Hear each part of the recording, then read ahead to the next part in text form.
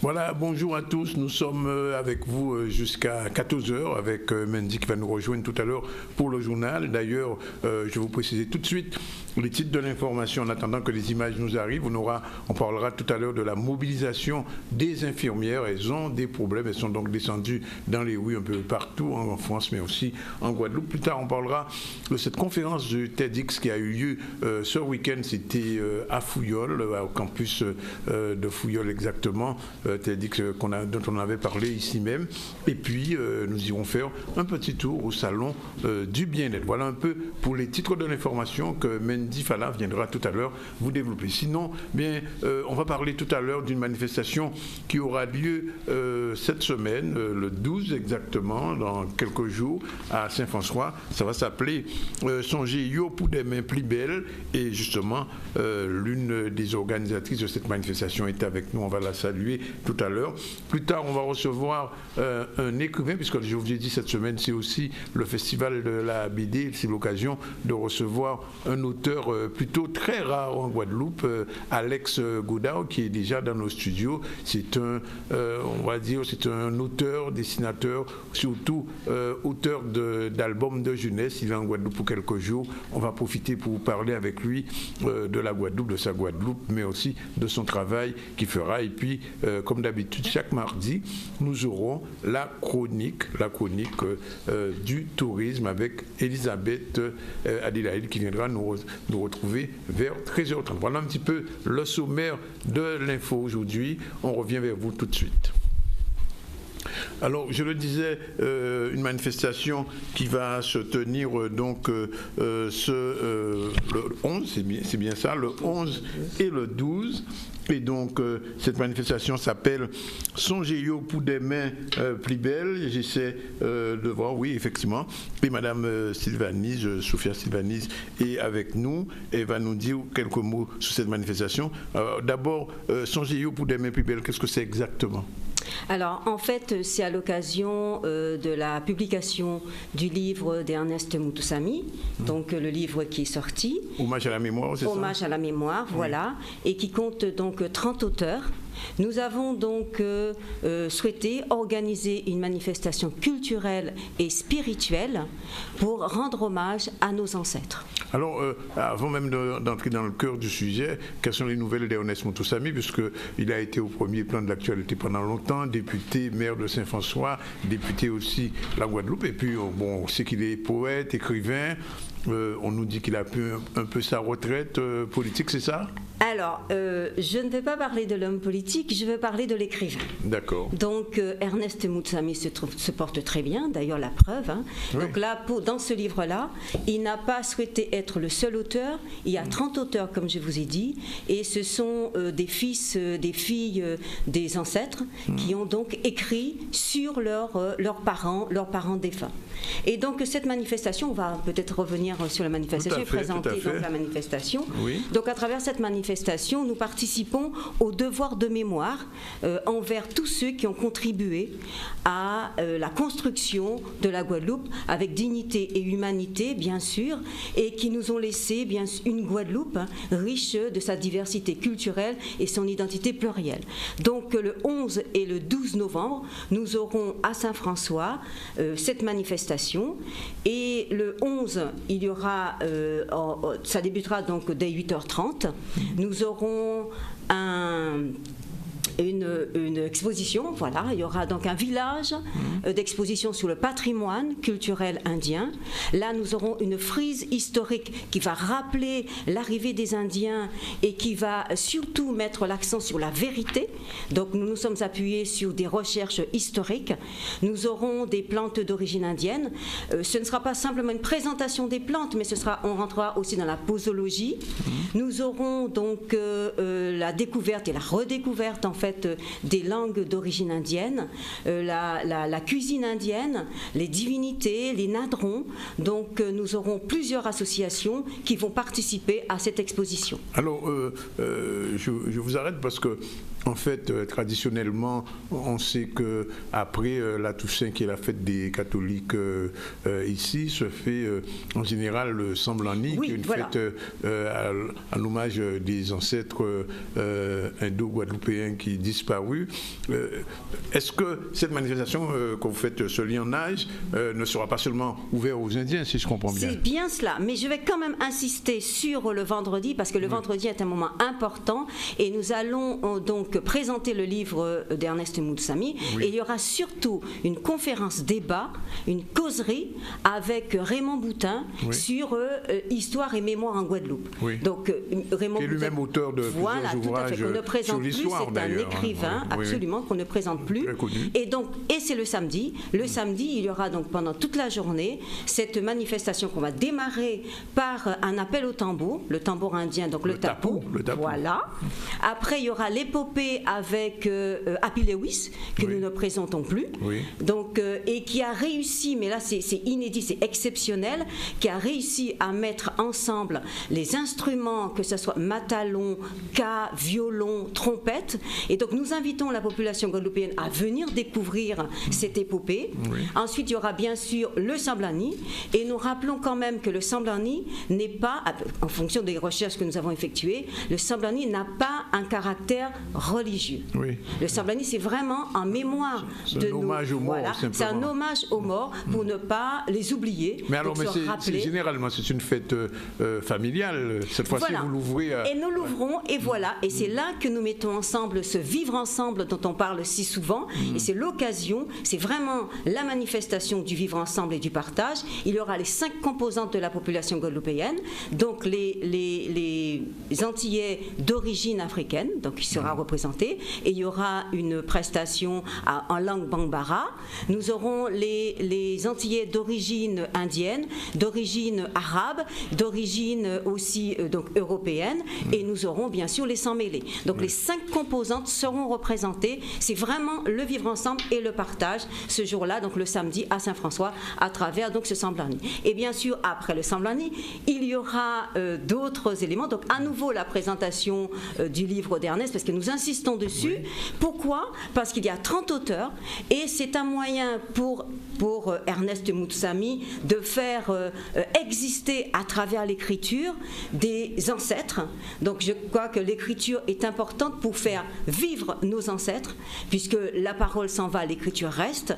Et donc il y aura, donc ce sont des enfants d'engagés indiens qui ont écrit sur leurs ancêtres et qui vont venir ce jour-là dédicacer ce livre. Donc c'est un livre coécrit avec Ernest Moutsamy, mais il faut quand même insister dessus, puisque nous avons des personnalités, et je vais citer quelques-unes, comme Eustache Janqui, qui a écrit donc sur ses ancêtres, et il y a monsieur Paul Moutsamy qui a écrit sur Pétello, qui est quand même un ancêtre et quand les usiniers de Gardel, quand il y avait la sécheresse, faisaient appel à ce poussari pour pouvoir faire tomber la pluie. On faisait des colombavis. Donc nous invitons la population guadeloupéenne à venir découvrir ce patrimoine indien, mais ce mélange aussi, comment le patrimoine indo-guadeloupéen, comment nous arrivons à vivre ensemble sur cette terre de Guadeloupe.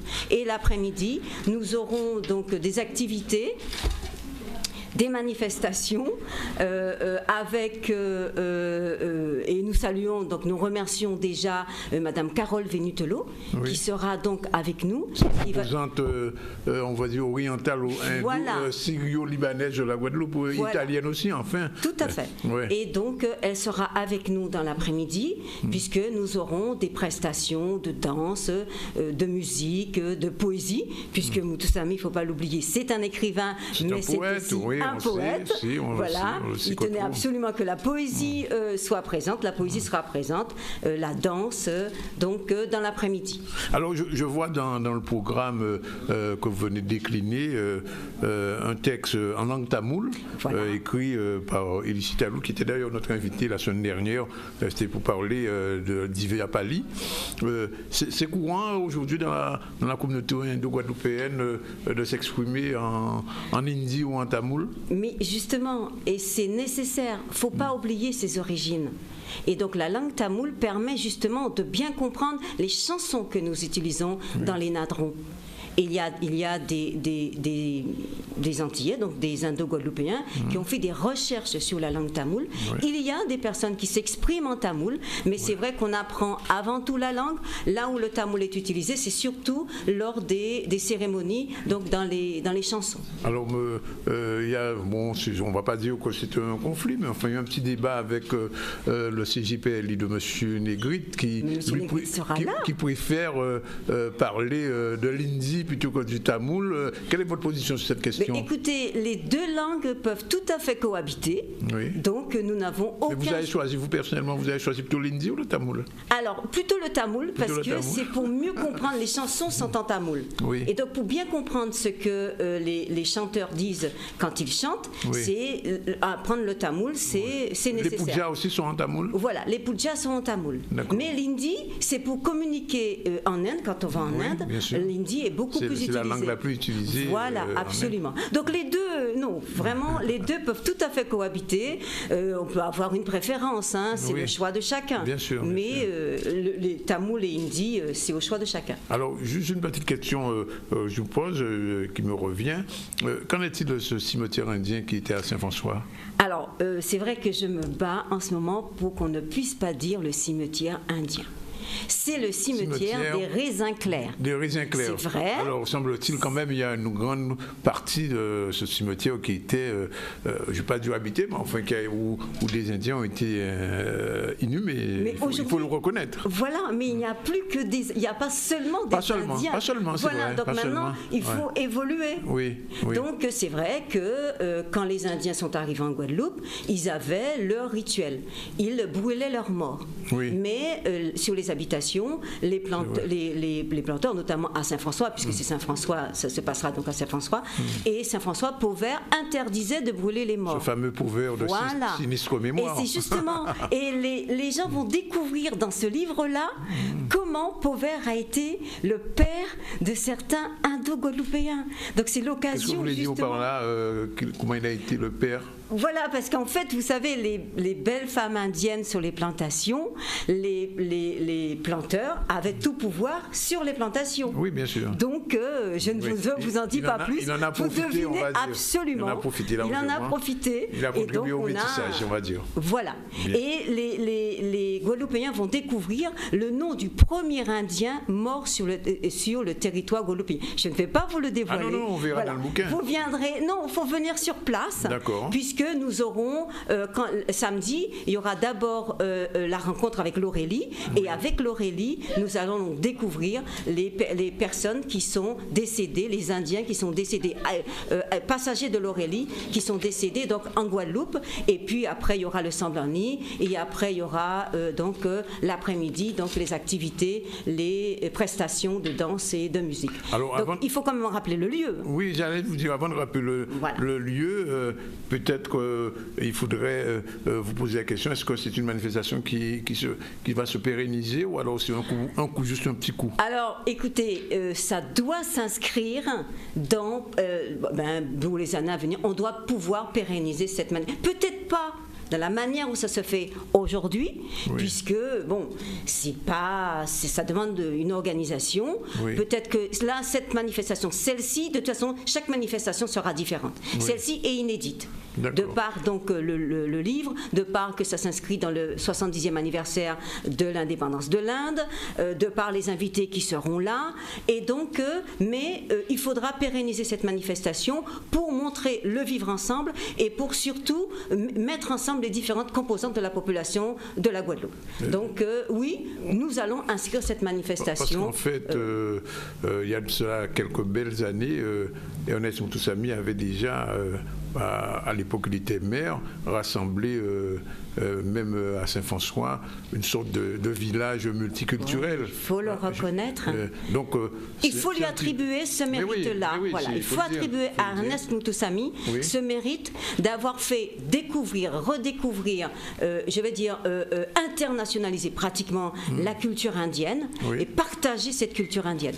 Depuis son arrivée donc au pouvoir, bon, vous me faites parler de l'homme politique, écoutez, donc en 1989, il a quand même laissé une trace, en 1990, il a commencé par la première manifestation culturelle indienne. Il ne faut pas oublier, en 2004, la grande manifestation que nous avons eue, c'était le 150e anniversaire de l'arrivée des Indiens à Guadeloupe. Donc il faut vraiment lui attribuer ce mérite, et on voit qu'à Saint-François, la culture actuellement est pratiquement inexistante. Voilà. Nous n'avons pas de manifestation culturelle à Saint-François de grande envergure. Et avec nous tous amis, nous en avons. À Saint-François ? Alors, il y a bien un maire, mais je vais être honnête avec vous, les finances ne permettent pas, mais même la fête de Saint-François n'a pas eu lieu.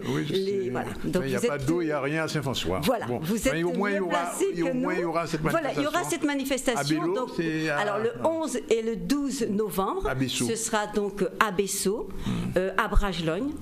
En arrivant par Sainte-Anne, ce sera balisé. Donc, il ne faut pas rentrer dans le bourg de Saint-François. C'est là où les bœufs-tyrans organisent leur manifestation. D'ailleurs, dimanche dernier, il y avait une manifestation. Et donc, mais nous attendons la population de la Guadeloupe. Venez découvrir, venez partager avec nous cette manifestation culturelle et spirituelle. Venez redécouvrir le patrimoine indien, et venez à partager avec nous ce Samblani qui symbolise vraiment le vivre ensemble, le partage, la fraternité, la solidarité que nous pouvons avoir sur cette terre de Guadeloupe. Mais je pense que l'enthousiasme dont vous faites preuve là ne peut pas laisser les gens indifférents. Mais c'est avec vous que ce sera une réussite. Et je pense que les Guadeloupéens qui nous regardent, et même au-delà, puisqu'on est vu en Martinique, en France et ailleurs, seront contents de pouvoir participer à ce lionnage culturel caribéen. Voilà. Donc c'est le 11 et le 12, on le répète. Donc nous profitons déjà. Et le 11 est férié, donc les gens. Voilà, le 11 est férié, mais nous profitons pour remercier tout de même toutes les associations qui vont contribuer, qui vont contribuer donc à la réussite de cette manifestation. Donc, ils seront nommés. Là, la liste est trop longue, et elles seront donc nommées voilà, le jour de la manifestation. Donc nous attendons la Guadeloupe. Venez avec nous partager ce moment culturel et spirituel. Écoutez, on vous remercie. Il est 12h50. On va prendre une pause publicitaire, puis on va se retrouver pour rencontrer tout à l'heure Alex Goudao qui est déjà là, et puis on va vous dire Varakam. Merci. Vanakam. Namasté. Vanakam. Namasté. Voilà.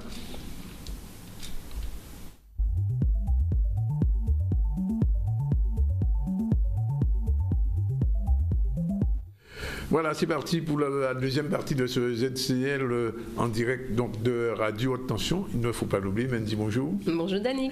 On va recevoir tout à l'heure Alex Goudao qui est déjà là. Bonjour. Bonjour. Auteur, illustrateur, on va dire d'ouvrages d'albums de jeunesse pour les enfants, mais pas que. On va parler avec lui tout à l'heure puisque c'est l'invité de Caribule. C'est la semaine Caribule, je rappelle. Après le mois du créole. C'est la semaine Caribule. Bon, on va s'y faire. Bien, et vers 13h30, comme d'habitude, le mardi, on va recevoir, pas Anne-Elisabeth, mais Elisabeth pour sa rubrique tourisme, et on verra tout à l'heure avec elle, c'est l'heure des croisières. Sinon, on va développer les titres avec vous tout de suite, Mendy. Et on commence avec ce mouvement national des infirmières, de la surcharge du travail en passant par le manque d'effectifs à l'hôpital. Eh bien, elles manifestaient ce matin pour protester contre les dégradations de leurs conditions de travail. Et également, après une première édition réussie et enthousiasmante l'an dernier, eh bien, la conférence événement TEDx de Pointe-à-Pitre était de retour ce samedi. C'était au campus de Fouilleul. Et enfin, 3 jours de détente, bien-être et bonheur. C'était au CWTC à Jarry-Bémao le week-end dernier, le salon du développement personnel et de l'art de vivre, un salon plutôt innovant dans la matière. Voilà donc Danick. Merci donc à Mendy. On va parler bande dessinée, mais particulièrement album de jeunesse. Alors, je vais vous présenter 2 ouvrages que vous ne connaissez pas, que vous gagnerez à connaître. Vous savez pourquoi. Ça s'appelle Maï le Lamentin, c'est pour les enfants, album de jeunesse. Et un autre qui s'appelle Maman de l'eau. Écrit donc, pas seulement, il y a d'autres, il y a plein d'autres, écrit donc par ce monsieur Alex Goudao. Bonjour. Bonjour. Alors, on va essayer rapidement de refaire votre carrière, puisque vous êtes Guadeloupéen, Marie-Galantais, vous avez fait une partie de vos études à Bainbridge. Et oui, puis après, lycée, ouais. vous êtes parti donc à Lyon pour étudier le dessin. Alors, première question, dans votre enfance, vous étiez déjà attiré par le crayon et les couleurs? Ah oui. J'habitais à Marie-Galante. Pendant un moment, j'habitais chez les grands-parents à la campagne. Vous savez, c'est l'époque où je ne suis pas si vieux que ça, mais où il n'y avait pas l'électricité, on n'avait pas la télé. À la campagne, il y avait l'électricité en ville, mais pas à la campagne. Le poteau électrique s'était arrêté juste un peu avant la maison. On n'avait pas la télé. Je passais beaucoup de temps à dessiner vers l'âge de 7 ans, à lire des bandes dessinées chaque fois qu'il y en avait une, parce qu'il y avait le Delgrès qui montait à Marie-Galante et de temps en temps il y avait un magazine dedans. Ben, j'achetais ce magazine-là en fait. D'accord. Et c'est ça qui vous a conduit vers le dessin, l'amour du dessin, de la BD, ou ce sont les études? En fait, je ne me suis même pas vraiment posé la question. C'est-à-dire que mes copains me réclamaient des BD. À l'époque, je faisais déjà bande dessinée. Oui.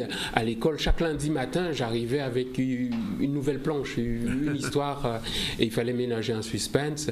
Et donc, comme j'ai vu que ça avait un effet sur eux, et donc ça m'a incité à continuer. Donc, à l'école, au lycée, j'ai fait art plastique et après, effectivement, une école de dessin à Lyon. Mais en fait, je ne me suis jamais posé la question de ce que j'allais faire. Pour moi, c'était déjà du dessin. Illustrateur, dessinateur de BD, je ne savais pas, mais c'était dans le domaine du dessin en tout cas. Et alors, à quel moment le déclic s'est fait? Vous avez choisi l'illustration plutôt que la BD? Parce que vous auriez pu être BDiste. Oui, en fait, ça se fait tout à fait par hasard. C'est-à-dire qu'après mon école de dessin à Lyon, c'est pas toujours facile de débuter, donc j'ai proposé plusieurs projets, des projets de bande dessinée, des projets d'albums, et il se trouve que comme ce ne sont pas les mêmes éditeurs, il y a un projet qui a été retenu en illustration. J'avais fait le texte et les images. Alors cet album s'appelait Le Compteur d'étoiles. C'était le premier? Le premier, et aux éditions Siro, ça a été accepté, et donc je me suis retrouvé imbringué dans l'illustration en fait. Et c'est comme ça, donc, alors, quand vous arrivez en France, vous êtes Marie-Galantais, Guadeloupéen, vous proposez vos planches, enfin vos dessins. Comment les éditeurs là-bas en France accueillent ce travail qu'ils ne connaissent pas? Parce qu'en fait, vous mettez en scène un imaginaire qu'ils ne connaissent pas. Eh bien, ils ont plutôt bien accepté dans la mesure où j'ai envie de dire qu'ils avaient déjà fait pas mal de choses sur les contes d'Europe, avec Andersen, etc. Et là, j'arrivais avec l'univers caribéen. Donc, ils étaient en quête dans les années 90, fin 90, début 2000. Ils étaient en quête de nouvelles images, de nouvelles histoires, de nouvelles façons de voir les choses. Après, la difficulté, c'est d'accepter qu'il y ait cet univers créole, qu'on puisse retrouver la pensée créole et même des mots de créole, des tournures. Pour les enfants, c'est pas facile. C'est pas facile parce qu'en fait, parce que votre public était pratiquement franco-français, on peut dire. Exactement. Et d'ailleurs, si vous regardez sur la couverture de l'album, j'ai écrit Maman de l'eau et pas Maman de l'eau. Parce quand j'ai présenté cet album-là, il y avait le N à côté du M, Maman de l'eau. À chaque fois, on me disait, mais il y a une faute, de frappe ici. Bon, allez, je vous dis, allez, je sacrifie, j'écris Maman, ce qui ne change pas vraiment le sens, mais intérieurement, évidemment. Et d'ailleurs, j'ai observé qu'aux Antilles, tout le monde dit Maman de l'eau. Ah oui, mais voilà. On ne fait pas attention à ce qui est marqué sur la couverture. Vous savez, si vous n'avez pas de ça, moi j'ai lu Maman de l'eau. Voilà. Je n'ai pas fait attention, j'ai lu Maman de l'eau. Voilà, donc quand c'est pour les enfants, c'est vrai qu'il faut arriver à composer sans trop se perdre en fait. D'accord. Question de Mendy, sans doute. Oui, j'aimerais bien qu'il nous parle un petit peu de ce petit bouquin, un petit peu l'histoire de justement, peut-être pas Maman de l'eau, mais j'ai vu l'autre qu'on a passé. Alors, l'autre s'appelle Maé. Voilà. Pas Mendy, Maé et le Lamentin. Le Lamentin. En fait, Maé et le Lamentin, il y a deux histoires en une. C'est-à-dire que pendant un moment, j'avais une histoire avec, vous savez, dans l'univers créole, ailleurs aussi, mais où souvent il y a des enfants issus de plusieurs foyers, où on a le beau-père, la belle-mère. J'avais une histoire comme ça dans mes tiroirs, avec une petite fille qui vivait avec son père et sa belle-mère. Il ne s'entendait pas vraiment bien avec la belle-mère. Et je trouvais que c'était un peu dur, c'était assez difficile à faire. Pendant plusieurs mois, j'ai laissé cette histoire-là dans mes tiroirs. Et un jour, je lisais un magazine, je crois que c'est dans le magazine Terre Sauvage, il y avait un reportage sur les Lamentins, la disparition des Lamentins. Et ça m'a rappelé évidemment la commune, le Lamentin, ici en Guadeloupe, en Martinique. J'appelle ma grand-mère, et de Lyon, j'appelle ma grand-mère, et j'ai dit, mais tu sais, dis-moi, quand tu étais petite, est-ce qu'il y avait encore des Lamentins dans la mangrove? Elle m'a dit non, je n'en ai quasiment pas vu, ils avaient déjà pratiquement disparu. Et j'ai commencé à enquêter là-dessus, sur les Lamentins, et j'ai eu l'idée de donner comme ami à Maë, cette petite fille, un Lamentin que j'ai appelé Yaya, et j'ai adouci l'histoire de la belle-mère comme ça, en fait. D'accord. Donc en fait, votre inspiration, vous la puisiez forcément d'expérience, de ce qui vous entoure, alors des fois vous inventez réellement l'histoire. En fait, il y a toujours une petite partie de souvenirs d'enfance, mais je pars surtout de mes lectures.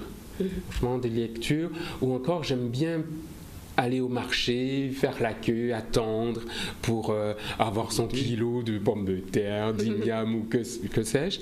Pourquoi? Parce que il y a les gens qui sont autour, ils se parlent. Donc et vous ils peuvent observez. avoir j'écoute et on a des idées comme ça. Je pense que j'étais dans une librairie ici à Pointe-à-Pitre quand j'ai eu l'idée de l'album Maman de l'eau. Maman de l'eau avec sa petite fille qui s'appelle Cécette et qui attend le retour de sa maman qui est partie dans un autre pays. C'est une conversation que j'ai entendue. J'étais dans une librairie, il y a deux dames qui étaient là et l'une disait à l'autre, je ne comprends pas. Cette maman, elle est partie, elle a laissé sa fille et la petite est très triste et je ne comprends pas ce qu'elle fait, elle n'a pas donné de ses nouvelles. Moi, j'ai déposé le livre que j'étais en train de feuilleter, j'ai sorti mon petit carnet, j'ai noté ce dialogue et je me suis dit ce serait bien de faire un livre avec une petite fille qui attend le retour de sa maman et qui est partie ailleurs. Après, on aménage, on met des souvenirs, des choses comme ça, mais j'avais l'essentiel en fait. Oui. Et donc, puisque vous parliez tout à l'heure de votre grand-mère maternelle, et du manque d'électricité de l'époque quelque part à Marie-Galante. Est-ce que, comme c'était le cas, j'imagine à cette époque, vous racontez des histoires de compères en bas, compères lapins, des contes, etc. Et est-ce que ça a nourri votre imaginaire au point de vous les restituer quelquefois dans vos écrits? Ah oui, complètement. J'ai envie de dire que tout ce que je fais maintenant, c'est parce que cette grand-mère m'a raconté beaucoup d'histoires. Dans Maman de l'eau, il y a justement Maman de l'eau. Il y a une maman de l'eau qui intervient à un moment de l'histoire. J'ai mis juste un petit morceau de l'histoire qu'elle m'a raconté quand j'étais petit, parce que dans Maëlle Lamentin, c'est pareil, on se retrouve dans la mangrove, et je me rappelle qu'un matin, elle m'a dit, tu sais, là où tu vas te baigner, là, de temps en temps, tu vas te promener, là. Ce matin, à 4h du matin, j'ai vu une maman de l'eau, là, assise sur une tortue. Oui. Et là, bon, les mamans de l'eau, quand on parle de maman de l'eau, oui. On peut traduire par sirène, mais c'est pas pareil. Quand on dit une maman de l'eau, c'est un animal mythique, magique. Ça fait peur. Oui, ça fait peur. Oui. Et donc, moi, pendant 8 jours, je n'ai pas mis un seul doigt de pied dans la mangrove, tellement j'ai eu peur. Oui. Au 8e, 7e jour, j'y suis retourné pour guetter, pour essayer de voir une maman de l'eau. Donc, j'ai utilisé abondamment tout ce qu'elle m'a raconté, ou sa manière de raconter aussi. Oui. Ce côté, elle économisait la parole. Et dans un album, c'est ça. Oui. Il faut dire beaucoup de choses en très peu de mots, en très peu d'images. En fait. Alors, qu'est-ce qui prend le pas chez vous, Alex Coudard? Le dessinateur ou l'écrivain ou l'auteur? Bon, parce que l'album de jeunesse, comme la BD, ce sont deux modes d'écriture, enfin de récits qui se conjuguent finalement. Oui. En fait, au début, c'était surtout le dessin, c'était l'illustration, parce qu'en fait, j'avais pas l'intention d'écrire en fait. Je pensais que j'allais illustrer d'autres textes, et comme ça a mis du temps à venir, et donc j'ai commencé à écrire mes propres textes. Et puis, plus le temps passe, plus j'ai envie d'écrire en fait. Mais il se trouve que le dessin, ça ne veut pas dire que l'écriture c'est facile, mais géotechniquement, le dessin c'est grimper sur une montagne. Oui. L'écriture, il y a toujours évidemment l'imaginaire, mais géotechniquement, on tape sur l'ordinateur, on prend un stylo, on écrit n'importe où. Oui. Dessiner, quand je dessine... C'est notre univers.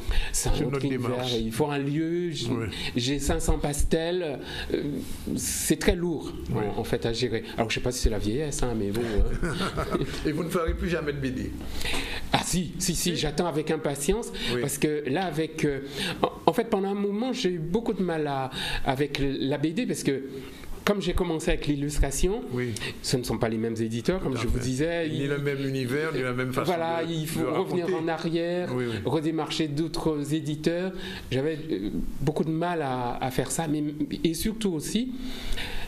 comme c'est une autre méthode de narration, et que c'est quand même l'écriture qui m'intéresse. Et donc je me disais, mais je vais devoir défaire l'écriture pour tout émietter. Mais maintenant, avec les romans graphiques, on est entre BD, romans et illustration. Là, j'ai envie vraiment de m'y mettre. D'accord. Question de Mandy peut-être, non? Il ne veut rien savoir. Alors, on va continuer parce que, en fait, ce qu'on voulait vous demander, c'est quand on écrit des ouvrages de jeunesse, à un moment, on n'a pas envie de sauter le pas et écrire pour les adultes? Aïe, aïe, aïe. J'ai envie de dire pour de vrais adultes. On est toujours tenté, je suis tenté de faire ça, mais mon univers reste quand même le dessin. Ça reste le dessin. C'est vrai que écrire de longs textes, je pense que quelque part, j'ai presque envie de dire que mentalement, je suis un peu formaté pour écrire des textes courts. Parce que moi, j'observe les gens qui écrivent des nouvelles, c'est très concis, c'est très puissant. Écrire un long texte... moi, je reste très modeste. Vous restez dans votre créneau? Comment? Vous restez dans votre créneau, qui est l'album de jeunesse? Je sais à peu près ce que je peux faire. Voilà, je me limite un petit peu. Autre chose qui est intéressant à savoir, quel est, quand vous avez ce genre d'ouvrage, dans un univers caribéen, guadeloupéen, etc., vous êtes en France, comment les enfants réagissent sur ce type d'ouvrage? Vos lecteurs, quel est le retour que vous avez de vos lecteurs? Je suis toujours étonné de voir à quel point ils peuvent. Mes enfants, je ne parle pas des adultes. Souvent des enfants qui ne connaissent même pas la Guadeloupe, ou qui n'imaginent même pas ce que ça peut être. Mais c'est impressionnant parce que quand je vais les voir dans les écoles, ils ont déjà étudié l'album. Et souvent. Ils ont plein de questions évidemment à me poser, mais souvent ils me parlent des personnages comme si c'était des enfants qu'ils avaient côtoyés personnellement. Mais c'est vrai qu'avec Internet, ils vont chercher, ils vont se renseigner sur les paysages, etc. Mais ce que j'ai envie de dire, au-delà du fait que ce soit un univers caribéen, des paysages comme ça, c'est universel. Oui, je m'efforce de dessiner, d'écrire de cœur à cœur en quelque sorte. Parce que Maman d'eau, cette petite fille qui attend le retour de sa maman, tout à fait. J'ai rencontré des enfants vietnamiens, les boat people aussi. Ça leur parle. Je pourrais changer légèrement le décor. À la place, je mets un petit enfant asiatique. L'histoire, elle passe aussi facilement, en fait. D'accord. Et on pose toujours la question à des expatriés. Un retour un jour en Guadeloupe, quand même, c'est prévu?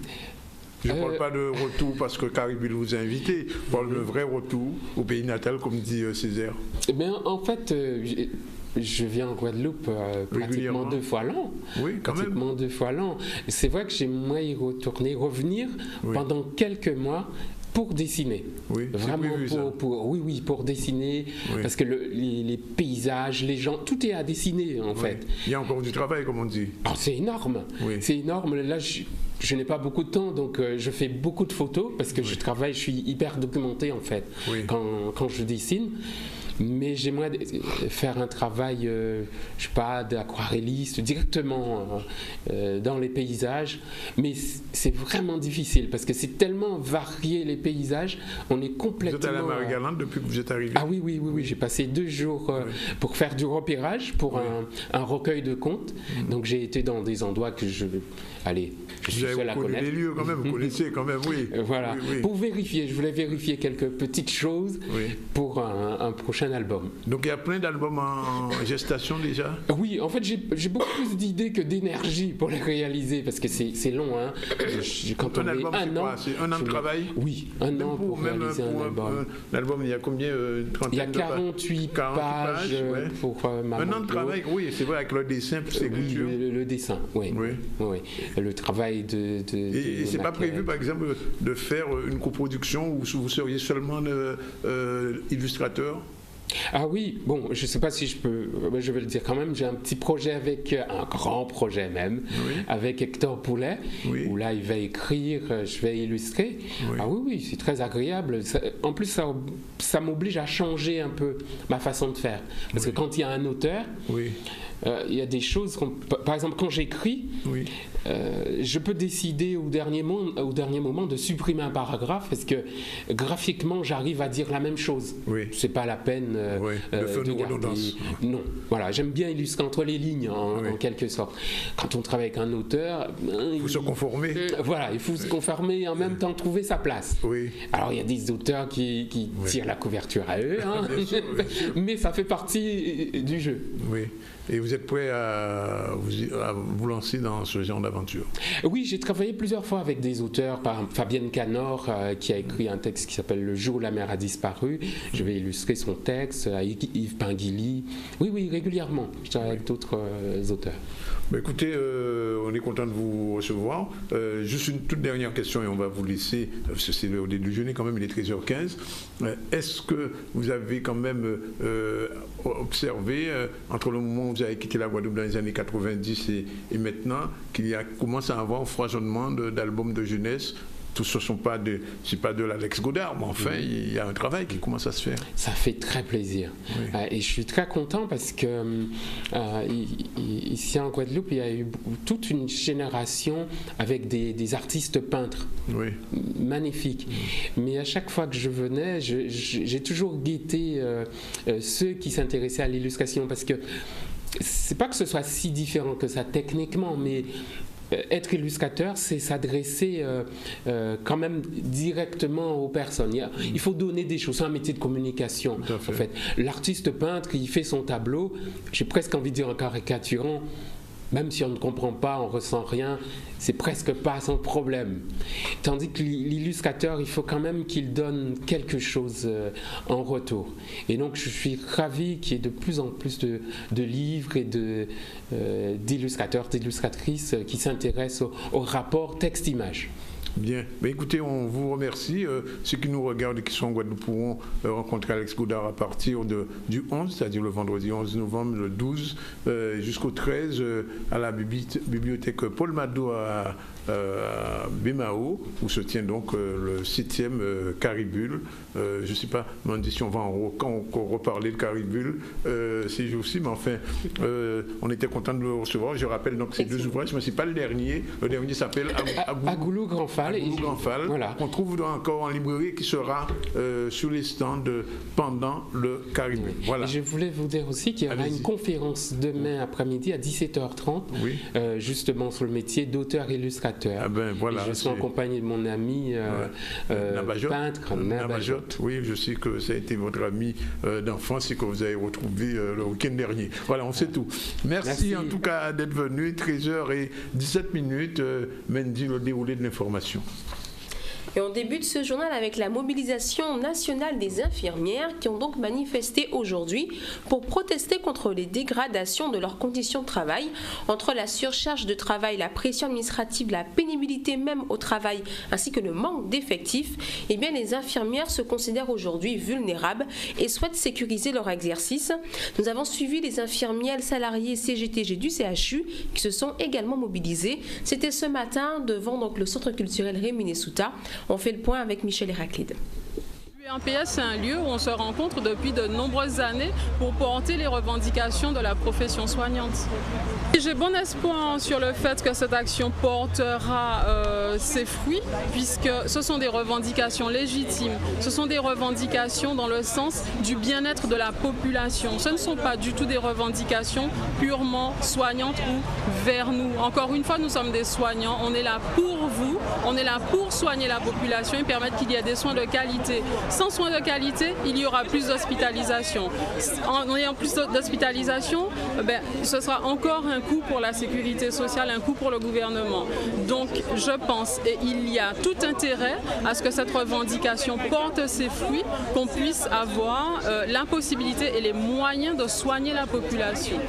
Les professionnels de la santé, comme vous le savez, c'est un beau métier. Mais je dis souvent c'est un métier ingrat. Parce qu'avec ou sans moyens, c'est de l'humain il s'agit. Donc on est obligé de faire avec ce qu'on nous donne. Mais ça n'empêche pas qu'on gueule pour demander des moyens pour prendre en charge la population. Parce que quand je parle de la population, parce qu'on reçoit du monde, on reçoit des touristes. Donc, vous savez, de nos jours, avec tout ce qui traîne en ce moment, la santé est mise à mal par les gouvernements successifs. Les maladies qu'on avait plus ou moins rayées dans le temps refont apparition. Et au niveau de la du ministère, tout ce qu'on peut nous donner, c'est des restrictions budgétaires qui ont des conséquences lourdes sur les hôpitaux, singulièrement au CHU de Pointe-à-Pitre. Donc nous ne pouvons pas rester insensibles. Donc il y a un appel national des syndicats de santé. Nous en Guadeloupe, on a des revendications, nous sommes en souffrance. Donc c'est pour ça que nous sommes mobilisés aujourd'hui.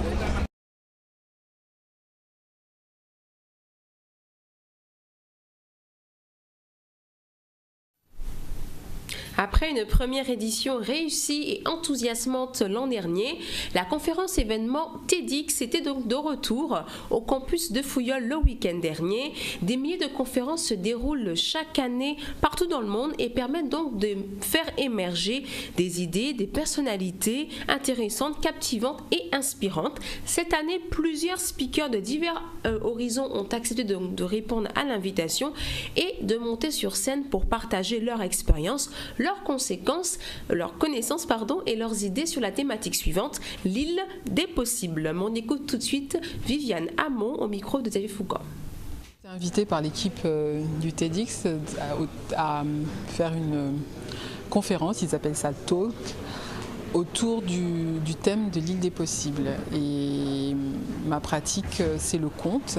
Et donc j'ai envie de partager mon amour des contes et mon amour du merveilleux pour que les gens aient envie d'introduire du merveilleux dans leur vie et leur montrer aussi comment on peut le faire grâce aux contes. L'idée du TEDx, c'est de propager des idées. Et mon idée, c'est qu'on peut grâce aux contes, comme je disais, introduire du merveilleux dans sa vie. Le conte comme baguette magique, comme éveil à soi-même, et de façon à être vraiment auteur de sa vie et le héros. Et dans les contes, les fins sont en général heureuses. Donc je pense que quand on envisage de cette façon-là, quand on envisage sa vie avec cet outil, on peut mobiliser des énergies que l'on a à l'intérieur de soi pour réaliser nos rêves et réaliser l'impossible.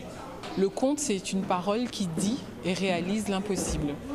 Donc grâce au conte, tout est possible. Dans un conte, tout est possible. À partir du moment où je dis yé, cric, yé, crac, vous savez que tout ce qui est après devient possible. Direction Paris maintenant, où plusieurs stagiaires de l'école régionale donc de la deuxième chance en Guadeloupe se sont rendus. Ils font partie donc des 10 équipes retenues pour le concours Vie citoyenne. Ces élèves ont donc remporté le 5e prix sur un projet de cuiseur solaire. La cérémonie s'est donc déroulée en présence de Madame Myriam El Khomri et également de Edith Cresson de la Fondation Edith Cresson et Alexandre Chagère, président donc du réseau des écoles de la deuxième chance. Nous avons interrogé donc Corneille Kassongo, qui est formateur donc de cette école de Guadeloupe. Un reportage de Maurice Cissé, notre correspondant à Paris. Les stagiaires ont participé à un concours sur la vie citoyenne qui était organisé par le réseau national des écoles de la deuxième chance. Donc nous étions ici pour la remise de prix et ils ont gagné le 5e prix. Formidable. Et quel fut leur sentiment lorsqu'on leur a attribué ce 5e prix? Ils sont enthousiastes parce que nous sommes 5e sur 28 films qui ont été présentés. Donc ils sont très contents du résultat qu'ils ont obtenu. En fait, pour participer à ces concours sur la vie citoyenne, ils avaient choisi de construire un cuiseur solaire. C'était leur façon de participer un peu à la protection de notre environnement. Donc ils ont réussi avec des matériaux de récupération à fabriquer un cuiseur qui est capable de pouvoir allumer le feu et cuire des aliments. Donc c'est un projet qui peut aller plus loin, qui peut aboutir à une construction de cuiseurs solaires qui peuvent être distribués localement, nationalement, même à l'étranger pour des pays qui en ont besoin. Et ils ont aussi découvert que par le même procédé, la production énergétique électrique peut être aussi assurée. Alors, l'école de deuxième chance, c'est une école qui accueille des jeunes de 18 à 30 ans qui sont volontaires pour reprendre les études ou trouver un emploi. Et nous les accueillons pour les remettre à niveau afin de les préparer vers une formation qualifiante. Et parmi eux, il y en a qui sont très motivés, qui veulent tout de suite travailler. Et lorsqu'on trouve du travail, on les insère directement. Donc nous sommes là vraiment pour les encadrer afin de faire réussir leur projet. S'ils en ont, et s'ils n'en ont pas, on travaille avec eux pour qu'ils trouvent un projet. J'ai été contente de participer à ce projet. Bon, on n'a pas été les premiers ni les deuxièmes, mais ça a été bien. On a été 5e sur 28, c'est ça? 28. 13h25 en direct donc du ZCL et de RHT Guadeloupe. Préparez-vous parce qu'on va voyager. Elisabeth est déjà arrivée. Elle va nous embarquer à bord. Donc je dis pas plus, Dani. On va où? On garde le suspense. Non, on va pas à Porto Rico une nouvelle fois. New York non plus. New York non plus, c'est fait. Je crois qu'on va embarquer sur un bateau, n'est-ce pas? Vous m'emmenez en bateau là. Pas du tout, Danick. On se dit à tout à l'heure.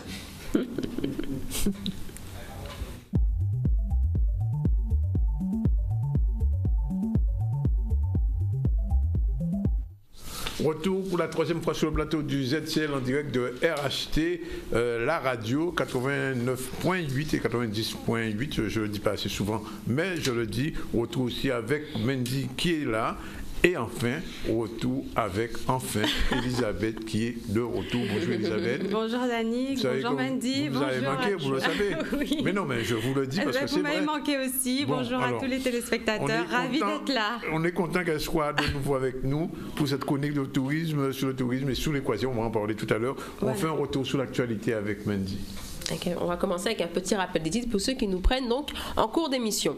Le mouvement donc national des infirmières, de la surcharge de travail en passant par le manque d'effectifs à l'hôpital, eh bien elles manifestent ce matin, elles manifestaient plutôt pour protester contre les dégradations de leurs conditions de travail.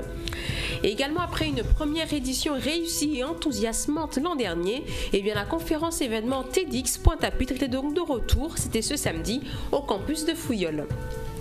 Et enfin, 3 jours de détente, de bien-être et de bonheur. C'était au CWTC à Jarry-Bémao le week-end dernier, le salon du développement personnel et de l'art de vivre.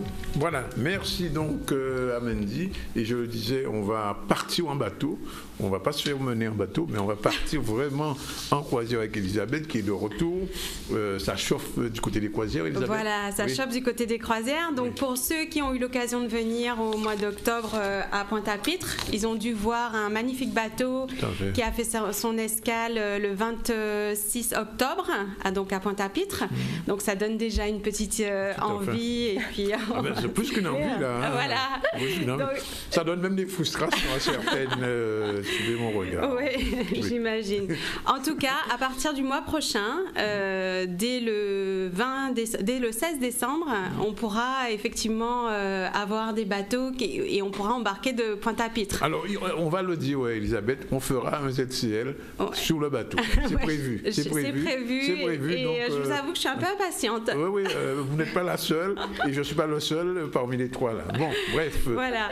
Donc aujourd'hui, effectivement, comme je vous ai dit, là on va rentrer dans la saison des croisières. Donc on va vous parler de tout au long. Là, au mois de décembre, je pense que ce sera un petit peu le mois de la croisière. Absolument. Parce qu'on est... Jusqu'au 31. Voilà. Les gens parlent beaucoup le 31. Oui. D'ailleurs, on en parlera aussi. Mais oui, bien sûr. Et en fait, donc là, je vais commencer par vous présenter une compagnie que tous les Guadeloupéens connaissent quasiment, puisque c'est la compagnie Costa Croisière, qui en 2015 a fêté ses 20 ans de présence en Guadeloupe, départ de Pointe-à-Pitre.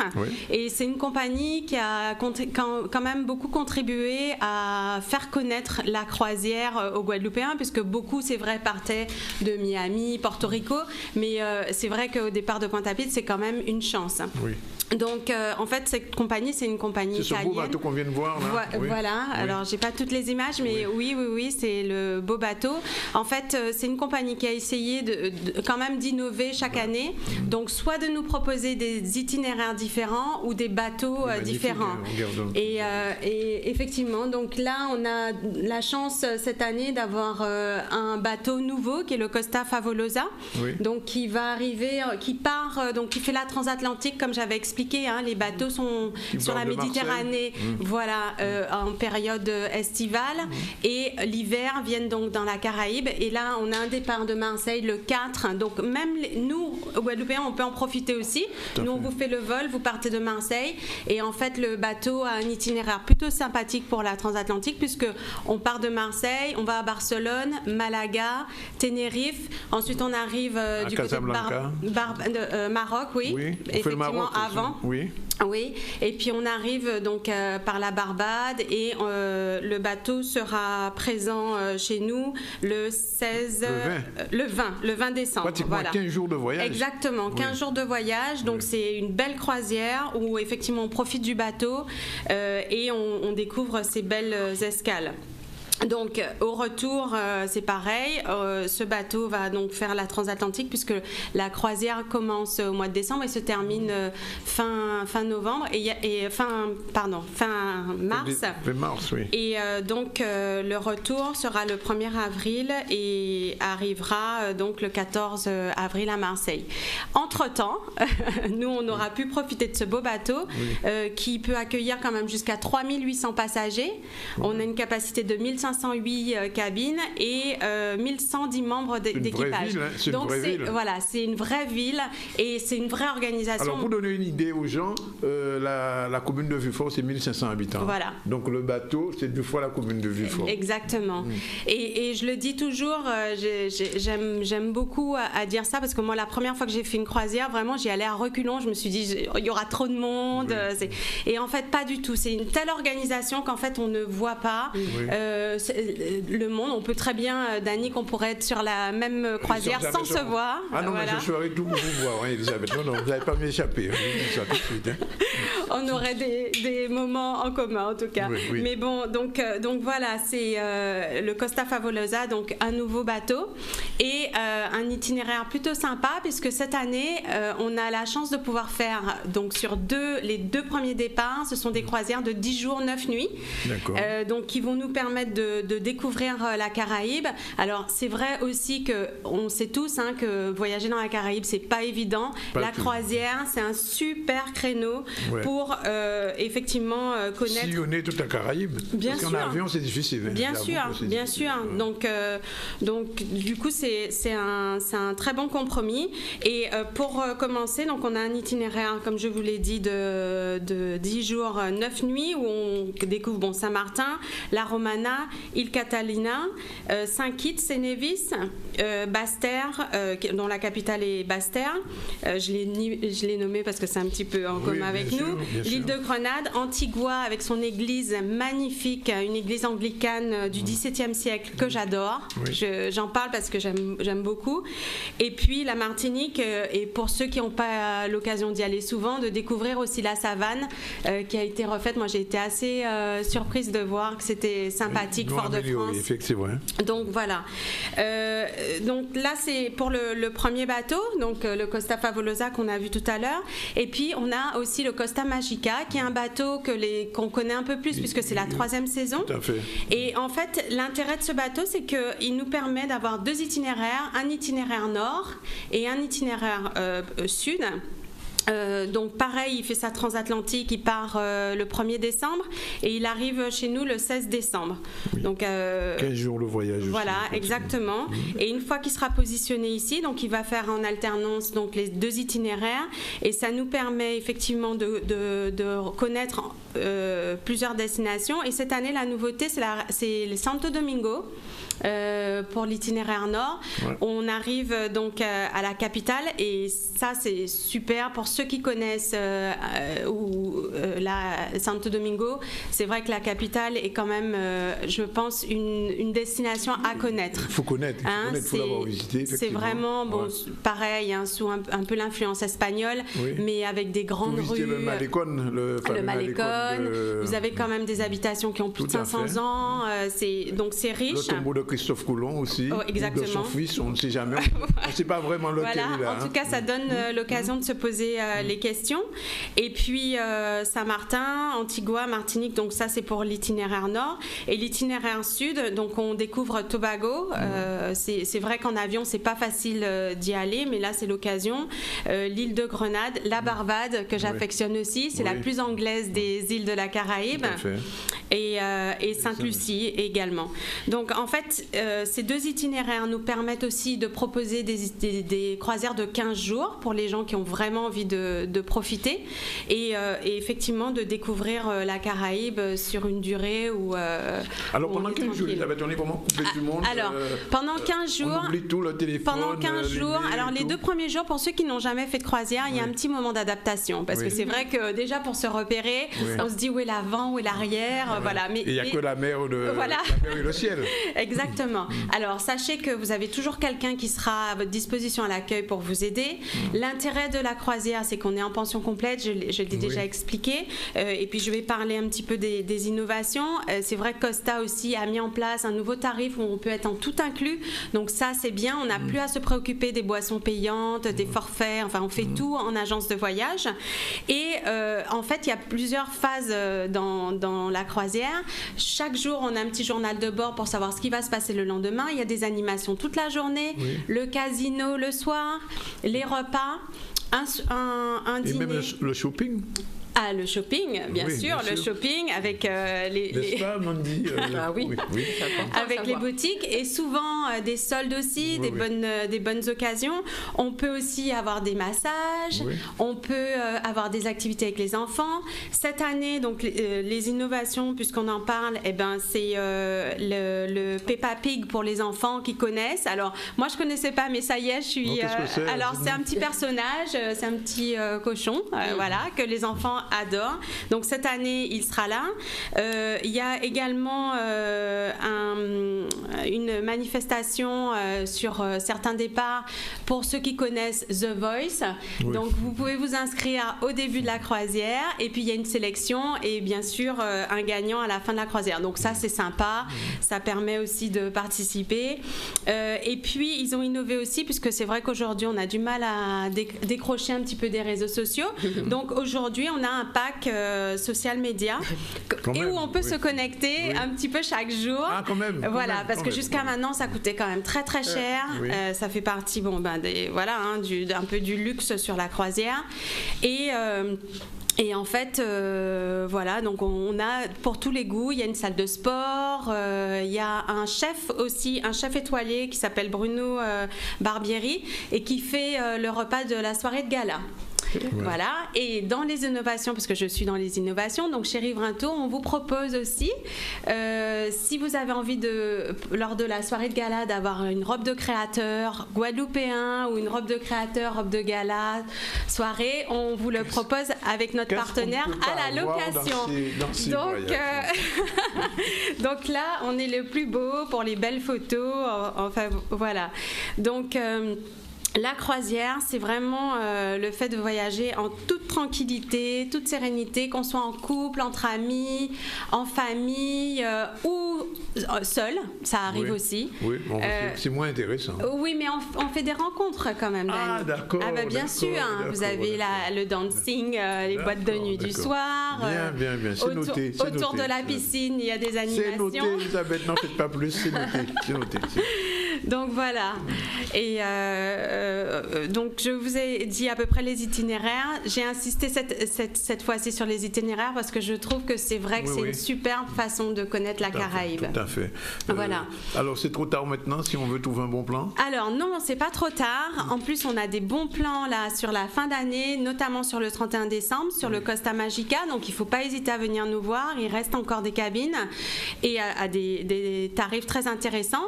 Et puis au mois de février, on a le groupe 440 qui sait mettre l'ambiance, qui nous offre une semaine de détente. Donc ça aussi, c'est un package. Vous venez nous voir.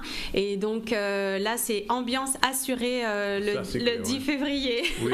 Alors non, mais quelque chose, Elisabeth. Oui. C'est intéressant de faire, c'est le 31 sur le bateau. Oui, parce que le réveillon, Oui, le réveillon, parce que c'est vrai qu'il y a des animations assez folles. Il y a une bonne ambiance et puis tout le monde est beau, apprêté, voilà.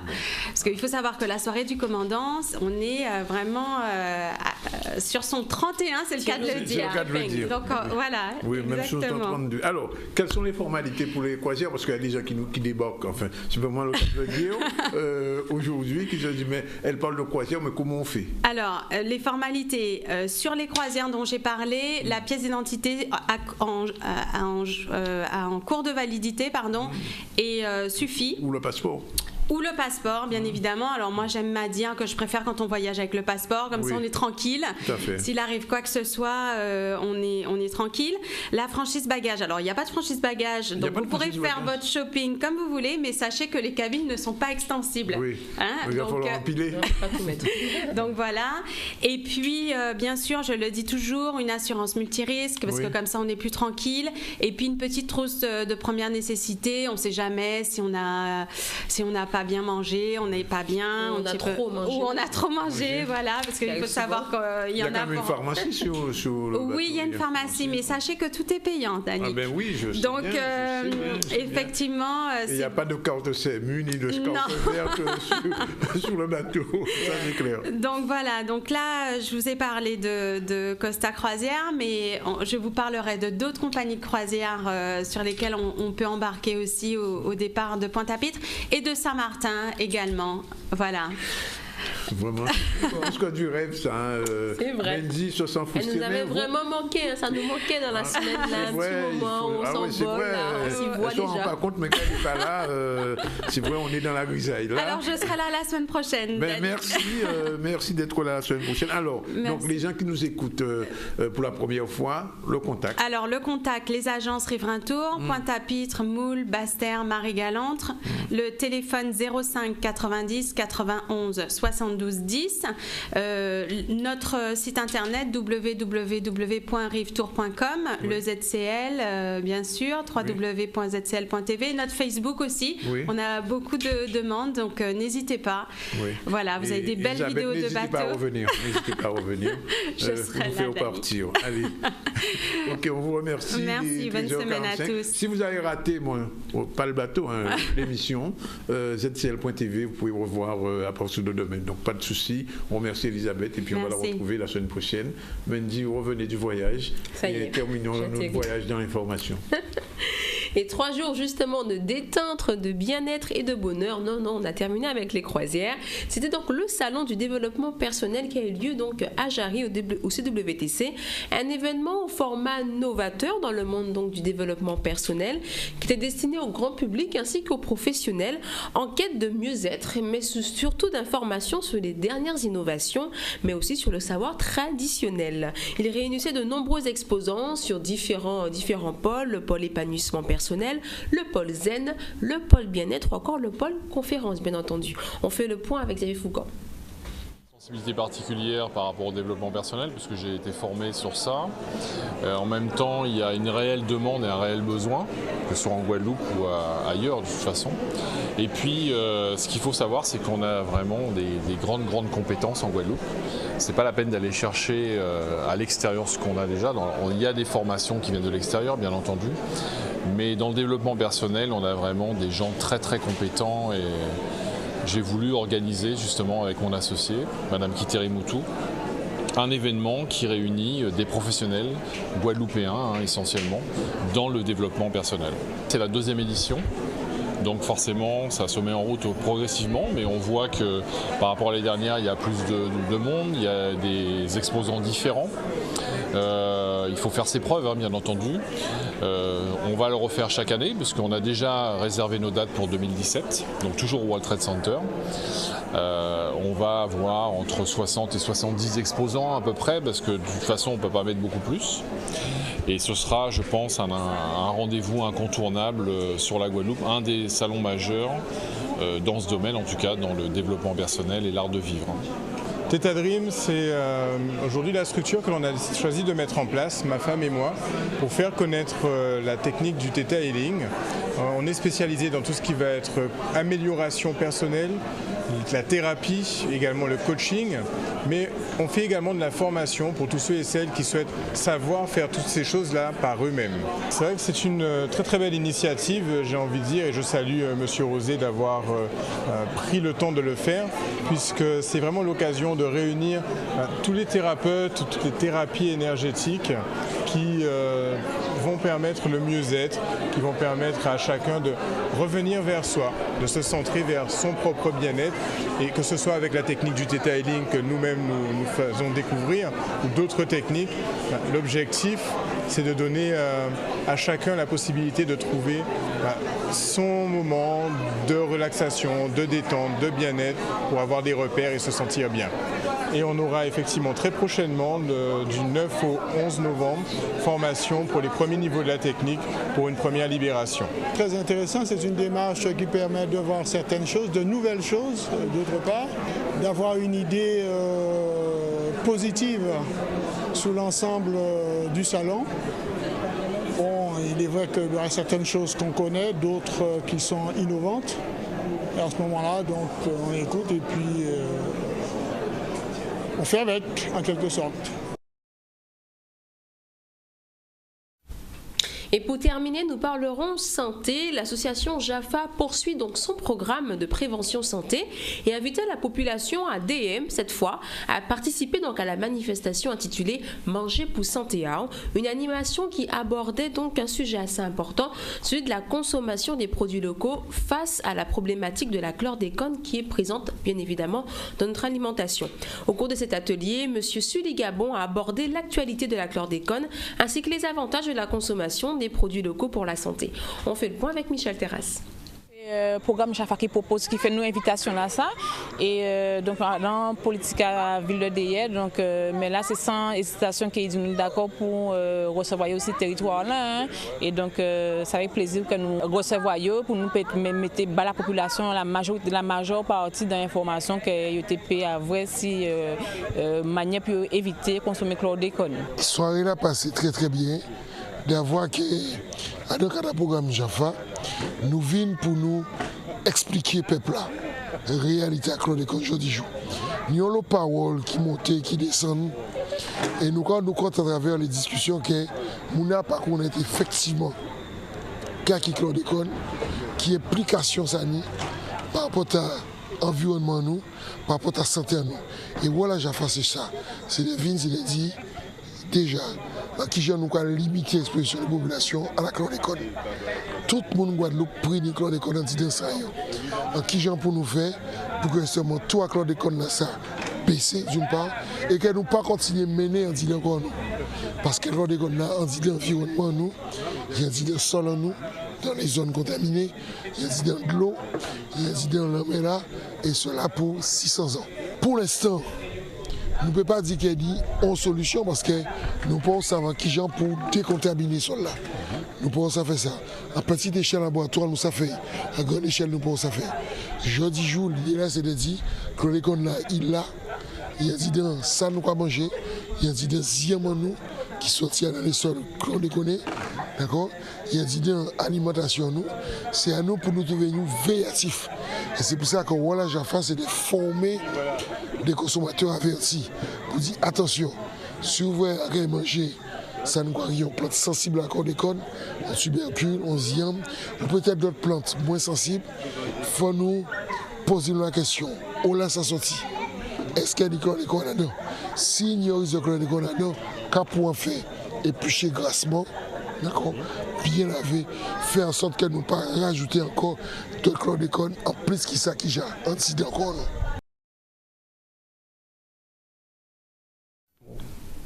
De retour donc sur le plateau du ZCL, on vient de voir, donc on termine avec l'actualité de ce mardi.